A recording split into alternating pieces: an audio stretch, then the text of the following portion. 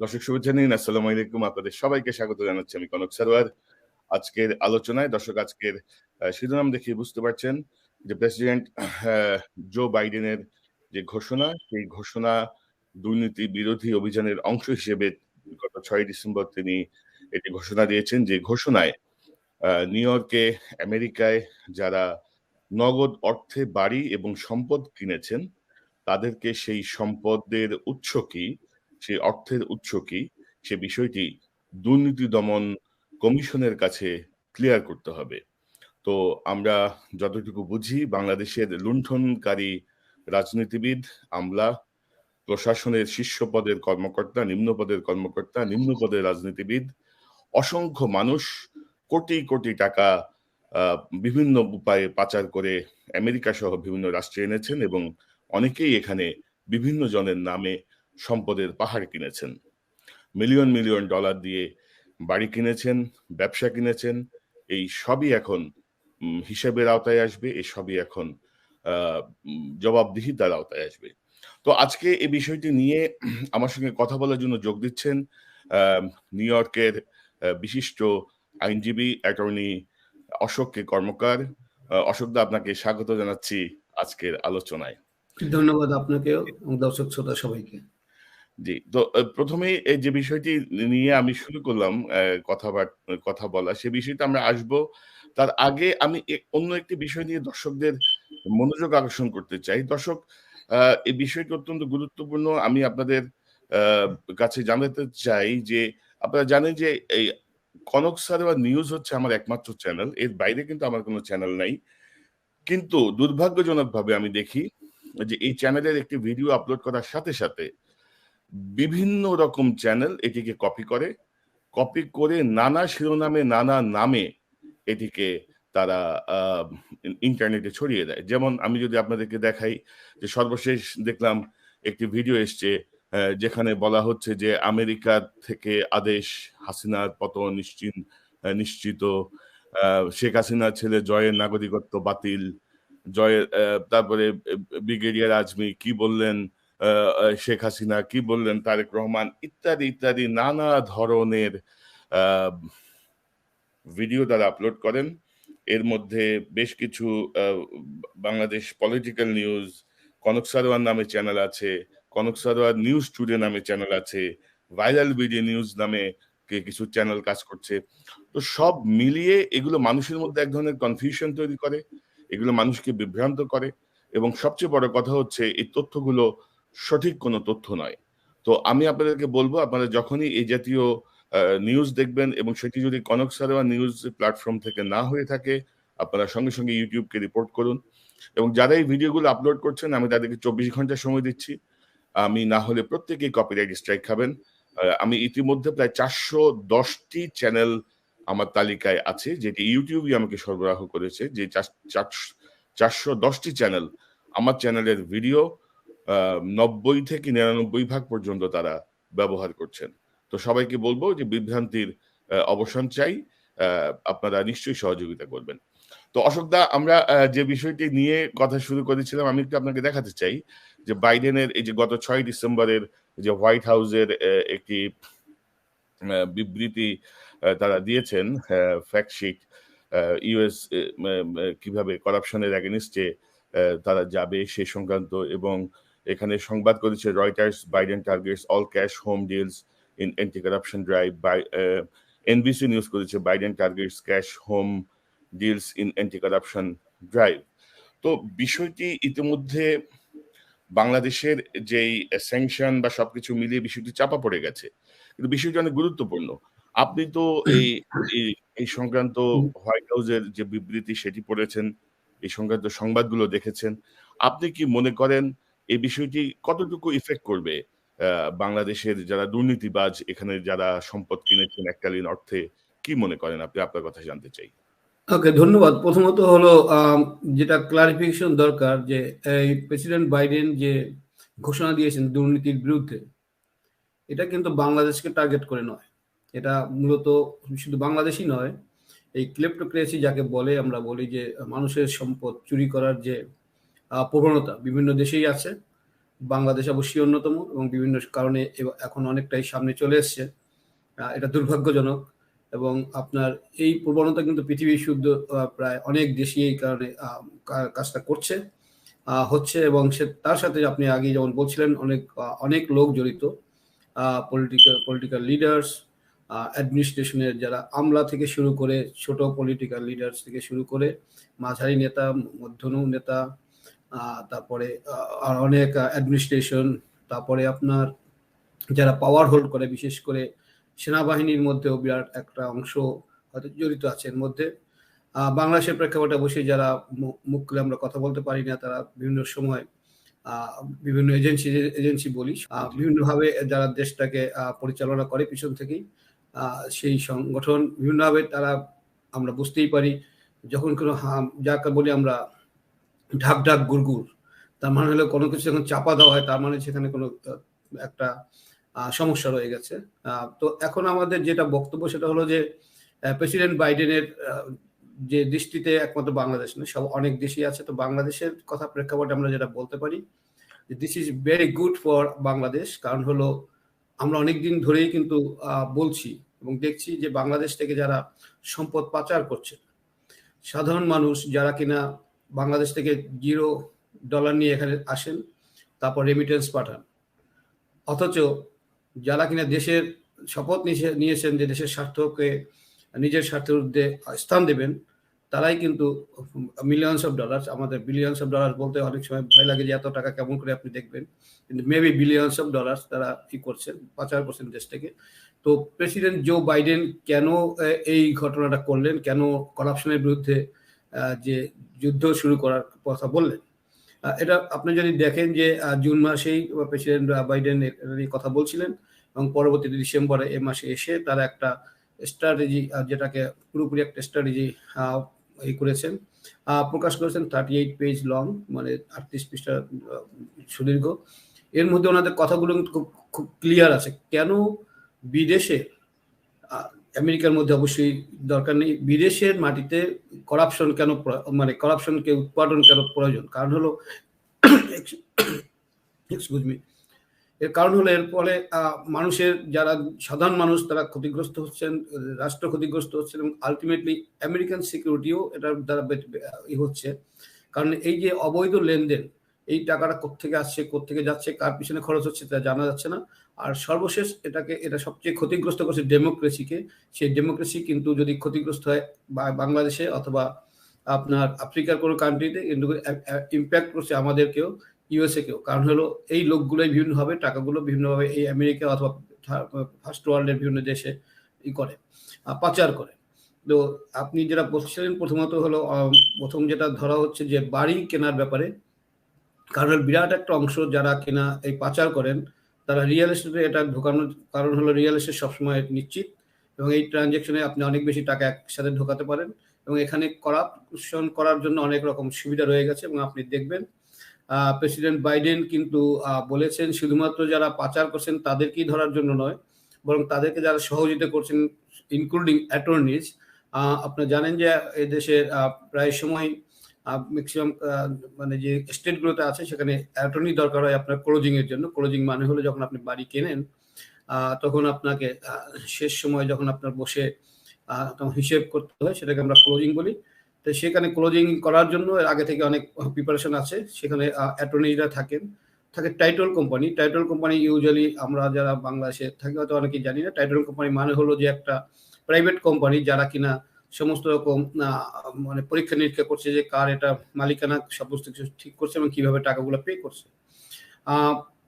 দেখবেন এই অর্ডারের মধ্যে যে আদেশ বা এটাকে আমরা বলি যে স্ট্র্যাটেজি পেশ করেছেন আমাদের বাইডেন সরকার, বাইডেন অ্যাডমিনিস্ট্রেশন, সেখানে কিন্তু তারা বলেছেন যে এর আগেও কিন্তু বলা হয়েছিল যে টাইটল কোম্পানিগুলোকে যে যারা নগদ অর্থে বাড়িগুলো কিনছে তাদের একটা তালিকা সরবরাহ করার জন্য অ্যাডমিনিস্ট্রেশনকে। কিন্তু একথা খুব প্রতীয়মান হচ্ছে যে তারা সেই কাজগুলো করেনি। এর ফলে নিশ্চিতভাবেই এটা একটা মানে সরকারের কাছে, প্রশাসনের কাছে কিন্তু একটা বড় প্রবলেম যে তারা এখনো এই কাজগুলো করেনি। কিন্তু এগুলো সমস্তগুলোই যেহেতু আপনার ইলেকট্রনিকলি রিজার্ভ করা আছে এবং কারা কখন করেছে এগুলো পেতে কিন্তু সময় বেশি লাগবে না। খুব সম্ভবত 2015-16 সালেই এরকম একটি তালিকা চাওয়া হয়েছিল বা তালিকা দিতে বলা হয়েছিল। এক্স্যাক্টলি।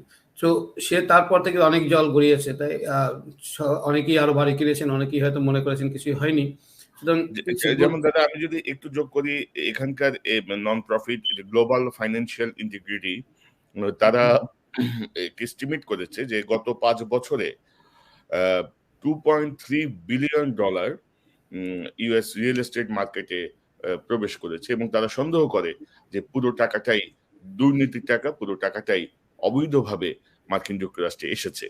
তো মার্কিন যুক্তরাষ্ট্রে আমরা তো দেখি, আমাদের অনেক খবরই পাই, আমাদের এক সাবেক মন্ত্রী ধরেন একটি মার্কেট জ্যাকসন হাইটে একটি মার্কেট $9 মিলিয়ন কন্ট্রাক্ট হচ্ছিল একজনের কাছে বিক্রি, তিনি সেটি 2 মিলিয়ন বাড়িয়ে 11 মিলিয়ন দিয়ে বিট করে এটা নিয়ে নিয়েছেন। নিজের টাকা না হলে যা হয়। ধরেন আমরা যারা আমেরিকায় থাকি তাদের কাছে $1 লাখ তো অনেক টাকা, হিউজ অ্যামাউন্ট। মানে আমেরিকায় বছরের পর বছর থেকেও কেউ $1 লক্ষ সঞ্চয়ে করার মতো স্বপ্ন দেখে না আসলে, মানে জীবনে কঠিন বা এরকম একটা অবস্থা। তো সেখানে ধরেন $11 মিলিয়ন দিয়ে বাড়ি কিনে ফেলছে, ব্যবসা কিনে ফেলছে, $5 মিলিয়ন দিয়ে বাড়ি কিনে ফেলছে, $10 মিলিয়ন দিয়ে বাড়ি কিনে ফেলছে, $3 মিলিয়ন দিয়ে বাড়ি কিনে, অর্থাৎ টাকার মানে হরিলুট। মানে আমরা বাংলাদেশি হিসেবে বাংলাদেশিদের খবর জানি, অন্যান্য রাষ্ট্রের মানুষ হয়তো অন্যান্যদের বিষয় জানেন। তো এই যে যদি বাইডেনের এই যে অ্যান্টি কারাপশন ড্রাইভ, রিয়েল এস্টেটে যারা এককালীন অর্থে বিনিয়োগ করে সম্পদ গড়েছেন, এই সম্পদগুলোর পরিণতি কি হবে? এবং ধরেন এখানে তো কোনো মন্ত্রীর নাম নাই, কিন্তু যেমন ধরেন মন্ত্রীর আত্মীয় হয়তো আবুল কালাম, মন্ত্রীর আত্মীয় হয়তো আবুল হোসেন, তার নামে হয়তো করা হয়েছে। এখন আবুল হোসেনের টোটাল ট্যাক্স ফাইল হচ্ছে ইয়ারলি ধরেন $20,000 বা $40,000। তো সেই আবুল হোসেন কিন্তু $1 মিলিয়ন দিয়ে বাড়ি কিনে ফেলছে। এগুলো তো, অর্থাৎ এই সম্পদগুলোর কি হবে, যারা সহযোগিতা করেছেন তাদের পরিণতি কি হবে? কারণ দীর্ঘদিন তো এটা আনকোয়েশনেবল ছিল যে এককালীন অর্থে কিনলে সেটার জন্য কোনো জবাবদিহি করতে হতো না আইআরএস কে। তো এখন কি দাঁড়াবে এটার, মানে কনসিকুয়েন্সেস একটু যদি আপনি বলেন সংক্ষেপে। ধন্যবাদ। প্রথমত হলো যে এখনো আইন কিন্তু প্রণয়ন করা হয়নি। শুধুমাত্র জিনিসগুলোকে একটা স্ট্র্যাটেজি যেটাকে প্রকাশ করা হয়েছে। অবশ্যই it will be followed by law, it will be ultimately punishable by law. করা হবে, অবশ্যই করা হচ্ছে। এবং অনেকেই হয়তো মনে করতে পারেন যে আগে যেগুলো হয়ে গেছে সেগুলো বোধহয় এর মধ্যে আসবে না। তাহলে অনেকেই বোকার স্বর্গে বাস করবেন। কারণ হলো যে কোনো অপরাধ করার পরে কোনো অ্যামনেস্টি নাই, যে আপনি যেহেতু আগে করে ফেলেছেন, 2015 সালের আগে করে ফেলেছেন, কাজে আপনার আর কোনো দায় দায়িত্ব নেই। কাজে it can go long back. অবশ্য আমরা যেটা বলছি যে কিভাবে হবে, যারা কিনা হেল্প করেছেন, কথাটা হলো একটাই ছিল, আপনি দেখবেন যে দুর্নীতি কেউ একা তার করতে পারে না, একটা সংঘবদ্ধ চক্র সবসময় আপনাকে বিভিন্নভাবে করতে, যেটা আপনি বলছিলেন যে এখানে আত্মীয় স্বজন, অনেকেই আত্মীয় স্বজন অনেক সময় তারা বাধ্য হন, অনেক সময় তারা নিজেরাও লোভে পড়েই করেন, তারা নিজের কিছুটা হলে ভাগ পান, সেটা হয়তো সামান্যই, কিন্তু তাদের যে ক্ষমতা, রাজনৈতিক ক্ষমতা, তাদের ভাগিদার হওয়ার জন্য এই কাজগুলো অনেকেই করেন। আপনি দেখবেন যে এদেশে যখন আসে, বিশেষ করে আমলা থেকে পলিটিশিয়ান অথবা আর্মির মানুষ যারা কিনা দুর্নীতিগ্রস্ত, তাদের পিছনে অনেক বড় লাইন কিন্তু এখানেও পড়ে যায়। যেসব মানুষ খেটে খাওয়া মানুষ, তাদের অর্জিত কষ্ট করে এখানে যারা অর্জন করছেন, তারা কিন্তু ওনাদেরকে দিয়ে ধন্য হন একটা আশায়, হয় দেশে গেলে সুবিধা পাবেন, অথবা এখানে আসলে দুটো ছবি উঠিয়ে সবাইকে বলতে পারবেন যে আমার সাথে ওনার পরিচয় আছে। এটাও কিন্তু এক ধরনের শোষণ। এই যে আসছেন বাংলাদেশ থেকে, এতগুলো টাকা চুরি করে নিয়ে আসলেন, তারপর আসার পরে এখানে এসে সাধারণ মানুষের বাড়িতে থেকে তাদের গাড়িতে চড়ে তাদের কাছ থেকে বুডো করে নিয়ে চলে যাচ্ছে, কিন্তু এটাও কিন্তু শোষণ হচ্ছে। তো সেগুলো এক ধরনের, কিন্তু এটা খুবই, মানে এটা নিজের ইচ্ছায় দিচ্ছেন বলে হয়তো কোনো বড় কিছু হচ্ছে না, কিন্তু আমি বলছি যে আলটিমেটলি এটা একটা বিরাট চিন্তার বিষয়। কিন্তু এটা একটা জিনিস ভালো হচ্ছে, সেটা হলো যে সাধারণ মানুষ যারা এখানে এসেছেন, যারা খেটে খাওয়া মানুষ, যাদের মধ্যে এই ধারণা হয়েছে যে বাংলাদেশে যেতে হলে তাদেরকে একটা শক্তির সাথে থাকতে হবে, এই করাপ্ট লোকদের সাথে যোগাযোগ রাখতে হবে, তারা অনেকটাই সাবধান হয়ে যাবেন, বা অলরেডি তারা হয়তো বিপদে যারা পড়েছেন তাদের হয়তো বের হয়ে আসার হয়তো পদ্ধতি অনেকটাই করা যেতে পারে। আমরা দেখবো ভবিষ্যতে কিভাবে তাদেরকে, তারা যদি রিয়েলি ইচ্ছাকৃতভাবে এই কাজে সহযোগিতা না করে থাকেন, অবশ্যই তাদেরকে কিভাবে হেল্প করা যায় সেটা নিয়ে আমাদের কথা হতে পারে। কিন্তু ইম্প্যাক্টটা কিন্তু অনেক বড়, মানে চোরদের জায়গা কিন্তু কমে আসছে। এখন আপনি খুব কম দেশেই আপনি যেতে পারবেন। অবশ্যই দুই একটা দেশ রয়ে গেছে যেখানে হয়তো তাদের যাওয়ার ইচ্ছা না থাকলে হয়তো যাবেন, বড় কান্ট্রি, কিন্তু সম্ভাবনা হলো সে দেশে কোনো আইন নেই। আমেরিকাতে যেমন সুবিধা হলো যে আপনি এখানে কোনো কিছু করলে আপনি যতই আপনার বিরুদ্ধে অভিযোগ উঠুক, আপনি কিন্তু লিগাল ফাইটটা দিতে পারছেন। সরকার ইচ্ছে করলে আপনাকে আপনার টাকা জব্দ করতে পারছে না, কিন্তু এই যারা চুরি করছে নিজের দেশের সম্পদ নিয়ে যাওয়ার জায়গা থাকছে না। এটা হলো ওদের জন্য একটা দুঃসংবাদ। অলরেডি দাদা কানাডাও কিন্তু কঠোর অবস্থানে চলে গেছে এইসব সম্পদ কেনার বিষয়ে। আর কানাডায় বাঙালিরা অনেক বেশি তৎপর। আর আমার মনে হয় যে এই যে ঘোষণা বাইডেনের, সেই ঘোষণায় খুব সম্ভবত জুন থেকে এই ড্রাইভটা স্ট্রংলি তারা শুরু করবেন, এই নেক্সট জুন থেকে। এর মধ্যে আইন হয়ে যাবে, কিভাবে কি হবে সবকিছু দাঁড়ায় যাবে। আর সবচেয়ে বড় ব্যাপার কি, যে দুর্নীতিবাজদের কিন্তু সাধারণ মানুষ পছন্দ করে না, এবং প্রত্যেকেই জানে যে এখানে কে কোন মন্ত্রীর বাড়ি কার নামে আছে, কিন্তু ওপেন সিক্রেট যাকে বলে। Open secret. তো ধরেন যখনই এই ড্রাইভটা শুরু হবে, আপনি দেখবেন যে সব প্রণোদিত হয়ে বহু বাংলাদেশি, বিভিন্ন দেশের মানুষ, মানে ইন্ডিয়া, পাকিস্তান, বিশেষ করে সাবকন্টিনেন্টের মানুষ স্ব উদ্যোগী হয়েই ইনফর্ম করবে যে এটা অমুকের বাড়ি, কিন্তু এটা কিন্তু তার না। তো এটাতে কিন্তু বিপদ কিন্তু আরো বেশি, বিশেষ করে সাবকন্টিনেন্টের মানুষদের।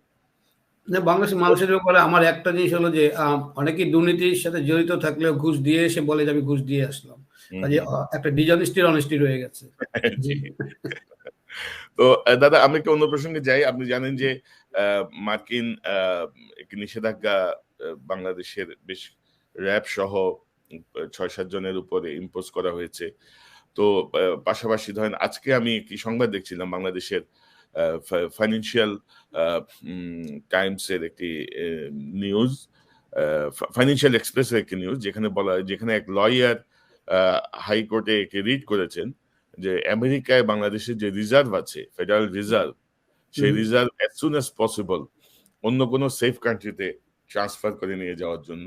এবং ধরেন আমাদের কর্তা ব্যক্তিদের যেসব বক্তব্য আমরা শুনছি এই স্যাংশনের পরে, তো এটা তো আসলে সমস্যার সমাধানের চেয়ে এটাকে আরো বেশি কিন্তু ডেটোরেট করবে, কিন্তু আরো বেশি ক্ষতির দিকে নিয়ে যাবে বাংলাদেশের যে প্রেক্ষাপটে আমরা যদি বিবেচনা করি। তো আপনি কি মনে করেন এই মুহূর্তে সরকারের করণীয় কি, এই যে মার্কিন পদক্ষেপ, সেই জায়গাতে আপনার মতামত কি? মনে হচ্ছে সরকার একটা ব্রিঙ্কম্যানশিপের দিকে যাচ্ছেন। প্রথমত হলো যে কোনো ব্যক্তি অথবা একটা ইনস্টিটিউশনকে যখন আপনার ঘোষণা করা হয়েছে যে তাদেরকে নিষিদ্ধ করা হয়েছে, তার মানে হলো বাংলাদেশের উপরে কিন্তু নয়। বাংলাদেশ সরকার আগ বাড়িয়ে গিয়ে নিজেকে যদি প্রমাণ করতে চায় যে তারা এর সাথে জড়িত, বাংলাদেশের ট্রান্সফার যেটা বাংলাদেশের রিজার্ভ আছে সেটা নিয়ে গেলে আমেরিকান অর্থনীতি ধসে পড়বে, এমন ধারণা করা ভুল। কিন্তু এটা দ্বারা একটা প্রমাণিত হচ্ছে যে সরকার এই যে যেসব ব্যক্তির উপরে স্যাংশন আরোপ করা হয়েছে এবং সংগঠনের উপরে, এটার সাথে সরকার জড়িত। সরকার নিজেকে ইনভলভ করে নিচ্ছে সরাসরি। এটা বাংলাদেশের জনগণের অবশ্যই কোনো এর মধ্যে দায় দায়িত্ব নেই। বাংলাদেশের এখন জনগণ দ্বারা পরিচালিত সরকার নেই, যেটা মূলত একটা অনির্বাচিত সরকার চালাচ্ছে, সুতরাং এদের কোনো দায় দায়িত্বই নেই। এরা মূলত যেটা চাচ্ছেন যে আপনার এই জনগণের যে সম্পদ, যারা জনগণের উপর যারা হামলা করেছে, জনগণের মানবাধিকার লঙ্ঘন করেছে, তাদের পক্ষে দাঁড়ানো বিপজ্জনক। এটা সরকার হয়তো বুঝতেই পারছে না যে তারা যেদিকে যাচ্ছে এরা ভবিষ্যতে সরকারকে আরো বেশি বেকায়দায় ফেলবে, এবং এটা জনগণের জন্য মোটেই, রাষ্ট্রের জন্য মোটেই কিন্তু স্বস্তির না, মোটেই বেনিফিশিয়াল না। তো আমরা একটু অপেক্ষা করে আছি যে সরকার আসলে চূড়ান্তভাবে কি জবাব দেয় বা কি হয়। আর এর মধ্যে মার্কিন যুক্তরাষ্ট্র তো নিশ্চয়ই হাওয়ার উপরে ভর করে এই সব ঘোষণা দেয় নাই। তারা দীর্ঘ পরীক্ষা নিরীক্ষা, রিসার্চ করে, গবেষণা করে সিদ্ধান্ত নেওয়ার পরে এই জাতীয় একটি ঘোষণা দিয়েছে। তো আমরা বাংলাদেশি হিসেবে আসলে এই বিষয়গুলো একটু লজ্জাবোধ করি, আমরা দুঃখ বোধ করি যে আমাদের দেশের উপরে একটি বাহিনীর উপরে, কয়েকজন মানুষের উপরে যেই স্যাংশনটা, এটি আসলে বাঙালি হিসেবে আমার কাছে, আমি নিজে খুব ছোট বোধ করি। আমি কিন্তু বলি যে আমরা দেখতে লজ্জাবোধ করার কিছু নেই, কারণ হলো বাঙালি জাতির জড়িত না এটার জন্য, কিছু লোক জড়িত। সবসময় দেশের মধ্যে অনেক ঘটনা ঘটে, খুন ধর্ষণের ঘটনা ঘটছে, কিন্তু আপনি তাদেরকে বাঙালি হিসেবে দেখেন, আপনি দেখেন তাদের চোর বা অথবা ধর্ষক হিসেবে দেখেন, তাদেরকে আপনি সেভাবে ট্রিট করেন। আমি কিন্তু লজ্জাবোধ করি না দেশের জন্য, বরং যারা করছে তাদের গর্ববোধ করব যে মানুষ এখন বেরোয় আসতে সাহস করে বেরোয় আসবে, কথা বলবে, এবং মানুষ তাদের যে ক্ষমতা তারা তাদের হাতে তারাই পাবে, সেটার একটা পথ উন্মুক্ত হলো। লজ্জা পাওয়ার কিছু নেই, কিছু লোক সবসময় খারাপ কাজ করে, এই সরকারের সময় যে এইগুলো হচ্ছে তা তো না। এর আগেও আমরা শুনেছি বস্তায় বস্তায় টাকা দেশের বাইরে চলে যাচ্ছে, 45 ব্যাগ ব্রিফকেস সহ দেশ থেকে দেশ ত্যাগ করেছে, এরকম ঘটনা আমরা শুনেছি। সুতরাং এটা কোনো পার্টির জন্য কোনো এক বিশেষ মানে সরকারকে উদ্দেশ্য করে করেনি আমেরিকান সরকার, অথবা কোনো একটা নির্দিষ্ট সরকারের মধ্যে সীমাবদ্ধ থাকবে তাও না। কাজে পুরনো যে ঘটনাগুলো আছে সেগুলো উঠে আসবে। মানুষের টাকা যে সরকারি, যখন আপনি যে কোনো পার্টির সমর্থক হতে পারেন, কিন্তু তার মানে তাদের দুর্নীতির কাজে সমর্থন করতে হবে আপনাকে এমন না। আর এবার তো বাইডেন সরকারের ঘোষণাই ছিল যে তারা গণতন্ত্র, মানবাধিকার, মত প্রকাশের স্বাধীনতা, এই বিষয়গুলোকে হাইলাইট করেই বিভিন্ন রাষ্ট্রের সঙ্গে সম্পর্ক তৈরি করবেন, এবং যারা যেসব রাষ্ট্র এগুলোর বিরুদ্ধে, তাদের বিরুদ্ধে মার্কিন যুক্তরাষ্ট্র অবস্থান নেবে। তো দাদা, আমরা এই বিষয়গুলো নিয়ে আরো বিস্তারিত ভবিষ্যতে আলোচনা করব, এবং বাইডেনের এই যে ঘোষণার যে প্রায় 38 পৃষ্ঠার যে বিশ্লেষণ বা পরবর্তী যে আইন বা নীতিমালা যেটাই হোক, সে বিষয়টি নিয়ে আমরা নিশ্চয়ই আপনার কাছ থেকে আরো বিস্তারিত জানবো। তবে আমরা এক কথাই তো বলতে পারি যে দুর্নীতির অর্থে যারা আমেরিকায় এককালীন নগদে বাড়ি বা সম্পত্তি করেছেন, ব্যবসা কিনেছেন, তারা সেটি হারাতে যাচ্ছেন, সেটি বাজেয়াপ্ত হতে যাচ্ছে। Hopefully we are crossing fingers, obviously crossing fingers and see how it happens. কারণ এটা মানুষের অনেক দীর্ঘশ্বাস জড়িতের সাথে। দেশকে যারা শপথ নিয়েছিলেন দেশের স্বার্থ রক্ষা করবেন, তারা দেশকে অনেক ক্ষতিগ্রস্ত করেছেন, তাদের দেশের সম্পদ লুট করেছেন, মানুষকে গরিব বানিয়েছেন আরো। সুতরাং তাদের বিচার হওয়াটা খুব জরুরি। তাদের এই সম্পদ অবশ্যই মানুষের সম্পদ। আমি আশা করব আমেরিকান সরকার, বাইডেন প্রশাসন এই টাকাগুলো, এই মানি বাজেয়াপ্ত করে বাংলাদেশকে ফিরিয়ে দিবেন, যেটা বাংলাদেশের কোষাগারে যায়। আবার যারা যদি কেউ ভবিষ্যতে করার চেষ্টা করে তারাও যেন সাবধান হয়ে যায়, এটাই আমাদের দাবি থাকবে। এখনই অশোক কর্মকার, আপনাকে অসংখ্য ধন্যবাদ আপনার মূল্যবান আলোচনার জন্য। নিশ্চয়ই আমরাও প্রত্যাশা করি যে দুর্নীতিবাজদের কাছ থেকে জব্দকৃত সম্পদ বা অর্থ নিশ্চয়ই বাংলাদেশে ফেরত পাঠাবেন আমেরিকান সরকার, কারণ দরিদ্র মানুষের কষ্টার্জিত যে অর্থ, ট্যাক্সের পয়সা বা সম্পদ, সেটি দরিদ্র মানুষের কল্যাণেই ব্যবহার হওয়া অত্যন্ত প্রয়োজন। তো আবারও কথা হবে। অশোক কর্মকার, ভালো থাকুন। আপনি ভালো থাকুন। সবাইকে, দর্শক শ্রোতা সবাইকে ধন্যবাদ। দর্শক, আপনাদের এতক্ষণ যারা অনুষ্ঠান দেখলেন, আপনাদের সবাইকে ধন্যবাদ জানাচ্ছি। দর্শক, বুঝতেই পারছেন কালো মেঘ ঘনিয়ে আসছে দুর্নীতিবাজদের বিরুদ্ধে। যারা জনগণের সম্পদ লুণ্ঠন করেছেন, যারা ভেবেছেন যে ক্ষমতাকে পুঁজি করে ইচ্ছে মতো লুটপাট করে ভবিষ্যৎ জীবনটা পশ্চিমা বিশ্বে আরামায়েশে কাটিয়ে দেব, সেই সুযোগটি ক্রমশই সীমিত হয়ে আসছে। ক্রমশই তারা বিপদগ্রস্ত হতে যাচ্ছেন, বিপদে পড়তে যাচ্ছেন। শুধু দুর্নীতিবাজ নন, যারা তাদেরকে সহায়তা করেছেন, সহযোগিতার হাত বাড়িয়ে দিয়েছেন, যারাও বিভিন্নভাবে সুযোগ সুবিধা নেয়ার চেষ্টা করেছেন তাদেরকে সহযোগিতার মাধ্যমে, তারাও বিপদগ্রস্ত হতে যাচ্ছেন। দর্শক, ভালো থাকুন। আবারও দেখা হবে ইনশাআল্লাহ। আসসালামু আলাইকুম।